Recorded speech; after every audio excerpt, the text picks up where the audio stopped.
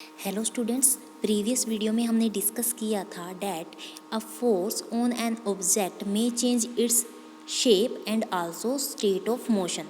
Next हम पढ़ेंगे types of force. Types of force के अंदर बेटा टू टाइप्स हैं, जैसे कि एक तो होता है आपका कॉन्टैक्ट फोर्स, एक होता है नॉन कॉन्टैक्ट फोर्स। तो सबसे पहले डिस्कस करेंगे about contact force. Contact force में भी सबसे first one muscular force. Muscular force क्या होता है? अभी हमने पीछे डिस्कस किया हुआ था कि जैसे कि आप का पेन नीचे गिर जाता है, या आप कोई किसी बुक को उठाते हो, या किसी आप डोर को ओपन करते हो, तो सब में आप क्या यूज़ कर रहे हो? अपनी मसल्स यूज़ कर रहे हो उन एक्टिविटी को परफॉर्म करने के लिए। तो जिन एक्टिविटी को परफॉर्म करने के लिए हमारी मसल्स का यूज़ होता है, उनको हम बोलते हैं, वहाँ पे हम क्या यूज़ कर रहे हैं? हमारा मस्कुलर फोर्स यूज़ कर रहे हैं। यहाँ पे मस्कुलर फोर्स की स्टेटमेंट देखो, the action of muscles in our body. Okay, the force resulting due to the action of muscles is known as the muscular force.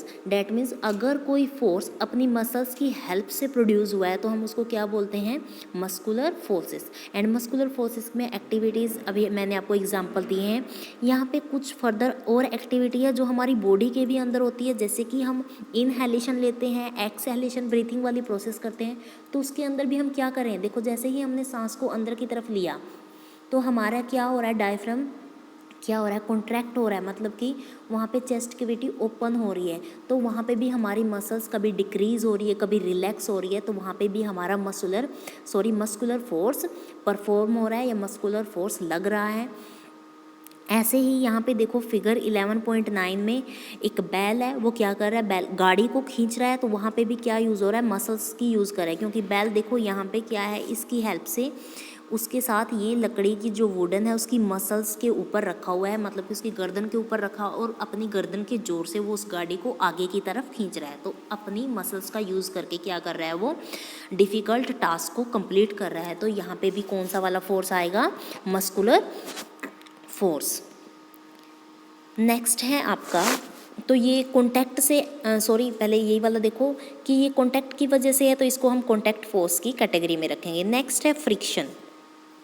Friction एक नया वर्ड है, बट ये भी आपका कॉन्टैक्ट फोर्स में आएगा। फ्रिक्शन सबसे पहले ये देखो, मैंने आपको एक एग्जांपल दिया था कि एक बॉडी या एक बॉल है वो जो रेस्ट पे है, और आपने उसको किक किया, फोर्स अप्लाई किया। कैसे अप्लाई किया? आपने आपकी मसल्स यूज़ की। समझ में आ रहा है? मसल्स से आपने क्या किया? फोर्स अप्लाई किया, और आपकी बॉल रेस्ट से क्या हुई? मोशन में स्टार्ट होगी, चलना स्टार्ट होगी। लेकिन ये क्या, फिर वो चलते चलते अपने आप रेस्ट में हो गई, वहाँ पे तो कोई फोर्स लगा ही नहीं। और आपको पता है, कोई भी अगर आपके किसी भी ऑब्जेक्ट की स्टेट ऑफ मोशन चेंज हो रही है, वो विदाउट फोर्स तो चेंज हो नहीं सकती। तो यहाँ पे ऐसा कौन सा फोर्स है जिसकी वजह से बॉल ऑटोमेटिक क्या हो गई? रेस्ट पे आ गई। आपने तो किक करके उसको मूव वाली पोजीशन में लेके आए, तो यहाँ पे आता है फ्रिक्शन फोर्स। फ्रिक्शनल फोर्स के अंदर क्या होता है? जिस सरफेस पे वो चल रही है, मतलब कि एक दूसरे से वो वहाँ से चल रही है, तो वो अर्थ क्या कर रही है? मतलब कि वो जो स्पेस है जिसके ऊपर वो चल रही है, तो उसने क्या अप्लाई किया? फ्रिक्शन अप्लाई किया। The force responsible for changing the state of motion of object in all are the example of friction. कौन से एग्जाम्पल? जैसे कि हमने बॉल का एग्जाम्पल लिया, या आप देखो एक कार है, स्कूटर है, वो रेस्ट पे है, और जैसे ही उन्होंने चलना स्टार्ट किया, अब वो चल रहे हैं, अगर मान लो उनका इंजन स्विच ऑफ है, तो आप उनको कैसे चलाओगे? ऑब्वियसली आप उनको पुश करोगे अपनी हेल्प से। अगर कोई भी स्लूप है और उससे आप कोई ऑब्जेक्ट को पुश करोगे, तो वो भी एक टाइम पे क्या हो जाएगा? स्टॉप हो जाएगा। या फिर आपने कई बार देखा हुआ है, दो एक्टिविटी कर लो आप, जैसे एक बॉल को तो आप फ्रेश के ऊपर रख लो, मतलब कि बिल्कुल साफ प्लेन ग्राउंड के ऊपर, और एक मिट्टी वाले ग्राउंड, और फिर आप धीरे से दोनों हाथों से इक्वल फोर्स अप्लाई करो, तो क्या होगा? जो साफ फर्श के ऊपर बॉल है उसकी मूवमेंट थोड़ी ज़्यादा, वो जल्दी से जाएगी, और जो ग्राउंड पे है वो थोड़ी सी दूर जाके क्या हो जाएगी? रेस्ट की पोजीशन पे आ जाएगी। तो इससे क्या कंक्लूजन निकलता है? जो आपके ग्राउंड पे फ्रिक्शनल फोर्स है वो ज़्यादा है एज़ कम्पेयर टू आपका जो क्लीन ग्राउंड है, मतलब कि फर्श बोल सकते हो या आप कोई भी साफ। तो यहाँ पे क्या हो रहा है? इस फोर्स को हम क्या बोल रहे हैं? Friction force. एंड जो ये फोर्स ऑफ फ्रिक्शन है, ये हमेशा जो जितने भी आपके मूविंग ऑब्जेक्ट्स होते हैं उन सब के ऊपर अप्लाई होता है और इसकी डायरेक्शन क्या होती है, हमेशा उस फोर्स के अपोजिट होती है। तो ये ध्यान में रखना है, फ्रिक्शन फोर्स क्या होता है और इसकी डायरेक्शन हमेशा जो भी चीज़ मूव कर रही है उसके अपोजिट होती है।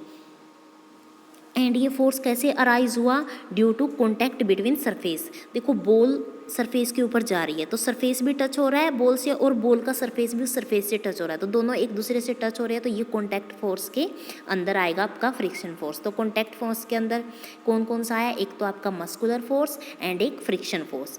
नेक्स्ट हम पढ़ेंगे non contact forces. Non contact forces का सबसे बेस्ट एग्जाम्पल है आपका मैग्नेटिक फोर्स।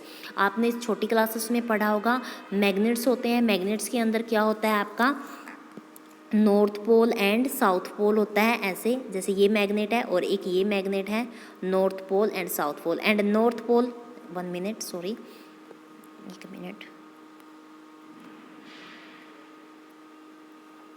तो जो आपका नॉर्थ पोल है वो नॉर्थ पोल को क्या करेगा, रिपेल करेगा, and north pole south pole को क्या करता है, अट्रैक्ट करता है। यहाँ पे देखो, मान लो आपका ब्लू है जो वो नॉर्थ पोल है एंड रेड है साउथ, तो यहाँ पे क्या करेगा, ये वाला मैग्नेट इस वाले मैग्नेट को क्या करेगा, अट्रैक्ट करेगा। देखो विदाउट कॉन्टैक्ट में आए इस वाले मैग्नेट ने इस मैग्नेट को अपनी ओर खींच लिया। अब इसने इस मैग्नेट की पोजीशन तो चेंज कर दी, डैट मीन्स फोर्स तो अप्लाई हुआ। तो कौन सा वाला फोर्स अप्लाई हुआ, मैग्नेटिक। ऐसे ही यहाँ पे देखो ये भी नॉर्थ पोल है, ये भी नॉर्थ पोल है। अब ये दोनों आपस में कॉन्टैक्ट में नहीं आए, लेकिन फिर भी जो आपका इस साइड वाला जो आपका मैग्नेट है वो थोड़ा इसे दूर चला गया, मतलब कि दूर जाने के लिए तो ऑब्वियसली पोजीशन इसकी चेंज हुई होगी।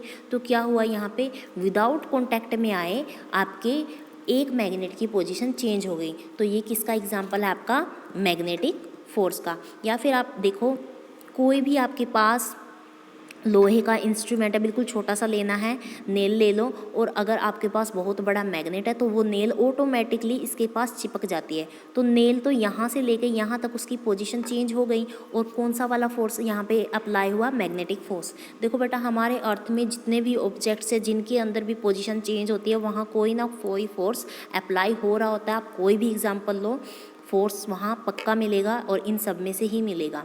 नेक्स्ट देखो, तो हमारा ये वाला फोर्स जो मैग्नेटिक फोर्स है वो किसके अंदर आएगा, नॉन कॉन्टैक्ट फोर्स के अंदर।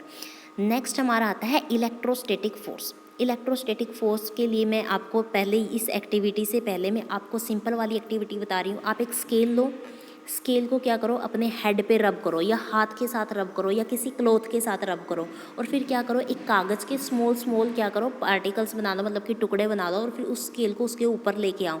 तो क्या होगा, जो वो स्मॉल स्मॉल पार्टिकल है वो स्केल के ऊपर क्या हो जाएंगे, चिपक जाएंगी। तो यहाँ पे कौन सा, ऑब्वियसली यहाँ पे मैग्नेट तो है नहीं था, तो क्या यहाँ पे इलेक्ट्रोस्टैटिक फोर्स आ गया। अब इलेक्ट्रोस्टैटिक फोर्स कैसे हुआ, जैसे ही आपने स्केल को रब किया तो वो क्या हो गया, चार्ज हो गया, और कोई भी चार्ज्ड चीज़ किसी अनचार्ज को या उसके अपोजिट चार्ज को क्या करती है, अपने ओर अट्रैक्ट करती है।